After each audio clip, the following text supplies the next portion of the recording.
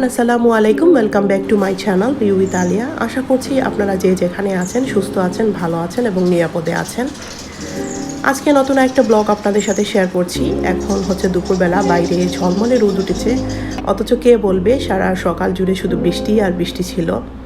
এখনকার সিজনটাই আসলে এরকম, এই রোদ এই বৃষ্টি। আর এই সিজনে সবচেয়ে মজার যে ব্যাপার সেটা হচ্ছে এই সিজনে অনেক মজার রসালো ফল পাওয়া যায়। এই যেমন কাঁঠাল, আম, লিচু, এগুলো সবই রসালো ফল এবং খুবই মজাদার ফল। আসলে আল্লাহ তাআলার এটা একটা নিয়ামত। গরমের সময় এই ধরনের রসালো ফল আসলে খাওয়া আমাদের জন্য উপকারী। আর এই ধরনের রসালো ফলটা কিন্তু এই গরমের সিজনেই পাওয়া যায়। তো যাই হোক, এখানে হচ্ছে আমি কাঁঠালটা ভেঙে নিচ্ছি। এটা আমার ছোট চাচি দিয়েছেন ওনাদের গাছের। তো ভাবলাম যে দুপুরে খাওয়া দাওয়ার পরে আমরা কাঁঠালটা খাবো। আর আব্বা হচ্ছে এই আমগুলো দিয়ে দিয়েছেন। এগুলার নাম হচ্ছে হিমসাগর আম। এই আমটা আমার কাছে অনেক ভালো লেগেছে। আরও কয়েকদিন আগে আব্বা আরও কিছু দিয়েছিলেন, আমার অনেক ভালো লেগেছিল। তো আজকে আবারও এগুলা সকালে পাঠিয়ে দিয়েছেন। এই আমগুলো খেতে খুবই মিষ্টি এবং কোনো ধরনের লামস নাই, খেতে অনেক ভালো লাগে। আর এদিকে আরও কিছু আম আমার হাজব্যান্ড নিয়ে আসছেন, আনারস নিয়ে আসছেন। তো এত আম বাসার মধ্যে, তো ভাবলাম যে আজকে আম দিয়ে কিছু একটা করি।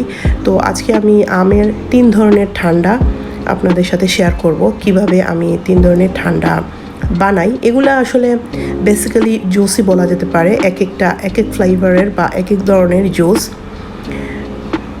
তো আমি একটা হচ্ছে ম্যাঙ্গো মুস করব, সেটার জন্য লাগবে আমার হুইট ক্রিম। আর ম্যাঙ্গো লাসি করব, সেটার জন্য লাগবে দই।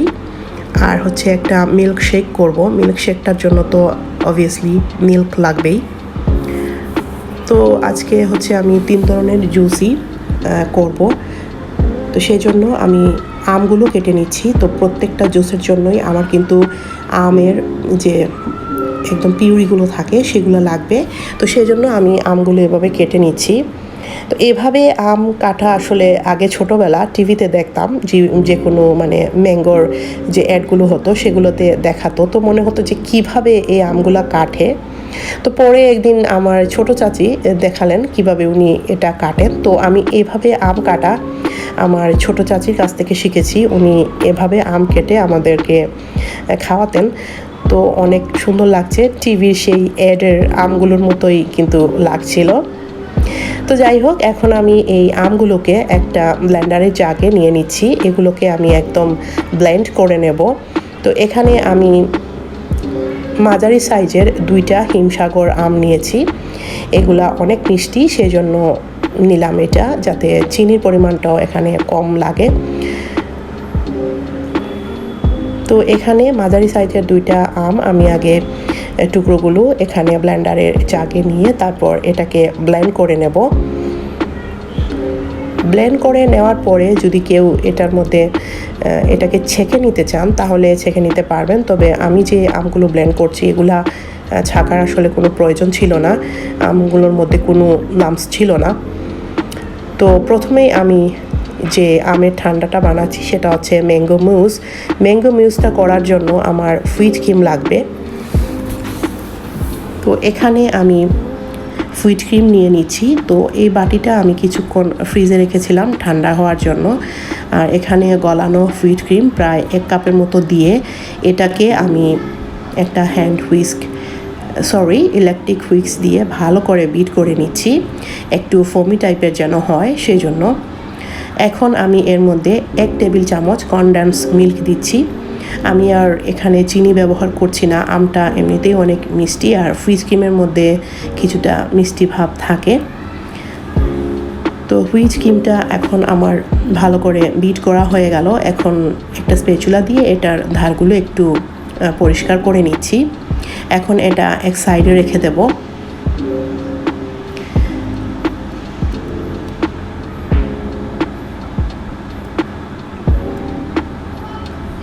এখন আমি হুইট ক্রিমগুলোকে একটা বাটিতে অল্প একটু নিয়ে নিচ্ছি, জাস্ট ম্যাঙ্গো মুসগুলো সাজাবার জন্য। আর বাকি হুইট ক্রিমের মধ্যে আমি যে আমটা পিউরি করে রেখেছিলাম সেটা ভালো করে মিক্স করে নেব। এই রেসিপিগুলো বানানো কিন্তু অনেক সোজা আর খেতেও অনেক টেস্টি হয়, বাচ্চারাও খুব পছন্দ করে। তো সেই জন্য আমি ভাবলাম যে 3টা রেসিপি আমি আজকে একসাথে আপনাদের সাথে শেয়ার করব। আপনাদের যার যেটা ভালো লাগে আপনারা সেটা ট্রাই করতে পারেন। তবে আমার অনুরোধ থাকবে আপনারা যে 3টা রেসিপি আমি আজকে দিচ্ছি প্রতিটাই ট্রাই করবেন বাসায়, এবং ট্রাই করার পরে 3টার মধ্যে কোনটা বেস্ট লেগেছে আপনাদের কাছে সেটা অবশ্যই আমাকে কমেন্টস করে জানিয়ে দেবেন।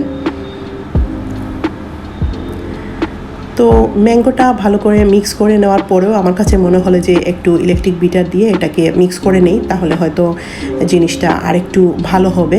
তো সেই জন্য আমি ইলেকট্রিক হুইক্স দিয়ে মিক্স করে নিলাম। আপনারা স্প্যাচুলা দিয়ে এটা মিক্স করে নিতে পারেন, কোনো সমস্যা নাই।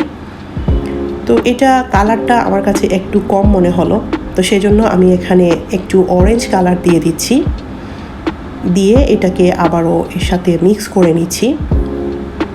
আমি তো সাদা আর অরেঞ্জের কম্বিনেশনে গ্লাসটা সাজাবো, সেই জন্য আমি একটু অরেঞ্জ করার জন্য এটাতে একটু কালার মিক্স করেছি। তো হয়ে গেল ম্যাঙ্গো মুস রেডি। এটা খুবই সহজ বানানো, দেখলেন তো। তো এখন এগুলোকে আমি গ্লাসে ঢেলে নিচ্ছি পরিবেশন করার জন্য। তো আমি ছোট সাইজের গ্লাসগুলো নিয়েছি, আর এটা কিন্তু একটু থিকই হয়, মানে একটু ভারী টাইপের হয় খেতে, যেহেতু এখানে কোনো দুধ নাই, শুধু ক্রিম ব্যবহার করা হয়েছে। তো এখন আমি যে হুইট ক্রিমগুলো ম্যাঙ্গো ছাড়া আলাদা করে রেখেছিলাম সেখান থেকে 1 চামচ পরিমাণ এর উপরে দিয়ে দিলাম, জাস্ট সাজানোর জন্য। আর এর উপরে আমি এখন এক টুকরো পুদিনা পাতা দিয়ে দিচ্ছি দেখার সৌন্দর্যের জন্য। তো এই তো তৈরি হয়ে গেল আমার ম্যাঙ্গো মুস। আপনারা এটা অবশ্যই বাসা ট্রাই করবেন, আর জানাবেন আমাকে অবশ্যই কমেন্টসে। আপনাদের কমেন্টস পড়তে আমার অনেক ভালো লাগে, সেই জন্য অনুরোধ করব বেশি বেশি করে কমেন্টস করবেন। তো ম্যাঙ্গো মুসটার সাথে আমি কেটে রাখা আমটা একটু সাজিয়ে নিলাম। এখন আমি 2 নম্বর রেসিপিতে চলে যাচ্ছি। এখন আমি বানাচ্ছি ম্যাঙ্গো মিল্কশেক। তো অনেকগুলো আম যেহেতু ছিল সেই জন্য আমি 3টাই একসাথে করে নিচ্ছি, 3 ধরনের রেসিপি। আর ম্যাঙ্গো মিল্কশেকটা কিন্তু করে আমি যদি ইচ্ছে করে বোতলে ফ্রিজে রেখে দিতে পারি, আগামীকালও এটা খাওয়া যেতে পারে। তো এখানে আমি আমের স্লাইস নিয়ে নিয়েছি, প্রায় 2টা বড় সাইজের আমের স্লাইস নিলাম। আর দুধ নিয়েছি এখানে আমি 2 কাপ পরিমাণ, মেজারমেন্ট কাপ দিয়ে মেপে। আর এখানে আমি চিনামন পাউডারটা দিচ্ছি, আপনারা চাইলে এলাচের গুঁড়োটাও ইউজ করতে পারেন। তো আমার বাসায় এলাচের গুঁড়ো ছিল না, সেই জন্য আমি দারুচিনির গুঁড়োটাই এখানে দিয়ে দিয়েছি। আর চিনি দিয়েছি আমি এখানে 1 কাপ, যেহেতু আমগুলো অনেক মিষ্টি, খুব বেশি চিনির প্রয়োজন নাই। তো এই তো এখনই তৈরি হয়ে যাবে ম্যাঙ্গো মিল্কশেক। এটা বানানো আরও বেশি ইজি, শুধু মিল্ক লাগে। তো এটা ভালো করে ব্লেন্ড করে নেব আমি। যদি আমের যে লামসগুলো থাকে তাহলে আপনারা ইচ্ছে করলে এটা ছাঁকনি দিয়ে ছেঁকে নিতে পারেন। তো আমার এখানে আগেই তো বলেছি আমগুলো অনেক স্মুথ ছিল, সেই জন্য আর ছাকার প্রয়োজন নেই। তো এখন আমি ম্যাঙ্গো মিল্কশেকগুলো গ্লাসে ঢেলে নিচ্ছি।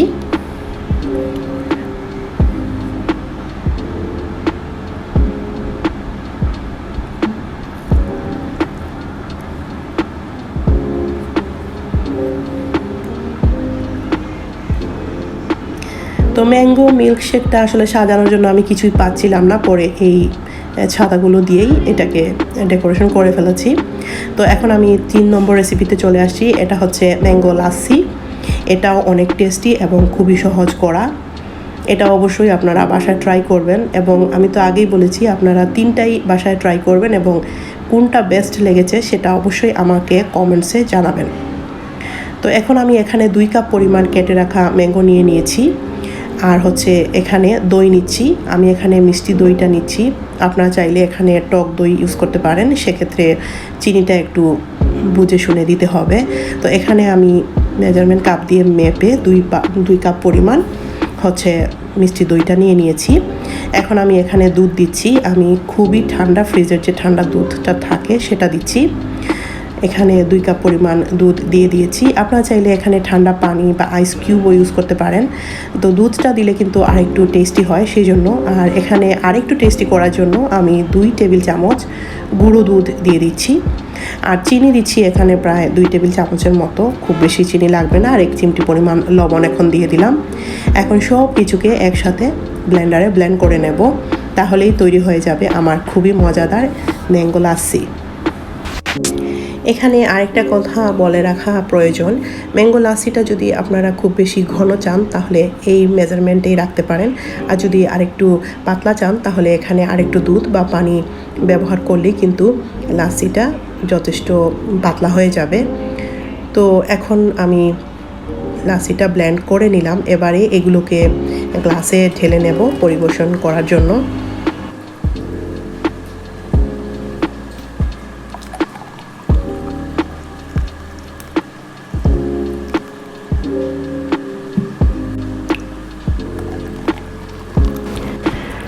তো লাসিগুলো তৈরি হয়ে যাওয়ার পরে আমি এগুলোকে গ্লাসে ঢেলে নিয়েছি। গ্লাসে ঢেলে আমি আম কেটে এটাকে এভাবে ডেকোরেশন করেছি। পরে আমার এই ডেকোরেশনটা ভালো লাগেনি, পরে এর উপরে আম টুকরো করে কেটে দিয়েছিলাম। তো এই তো আজকের ব্লগটা আমি এখানেই শেষ করব। আপনারা সবাই অনেক ভালো থাকবেন, দেখা হচ্ছে নেক্সট ব্লগে। আল্লাহ হাফেজ।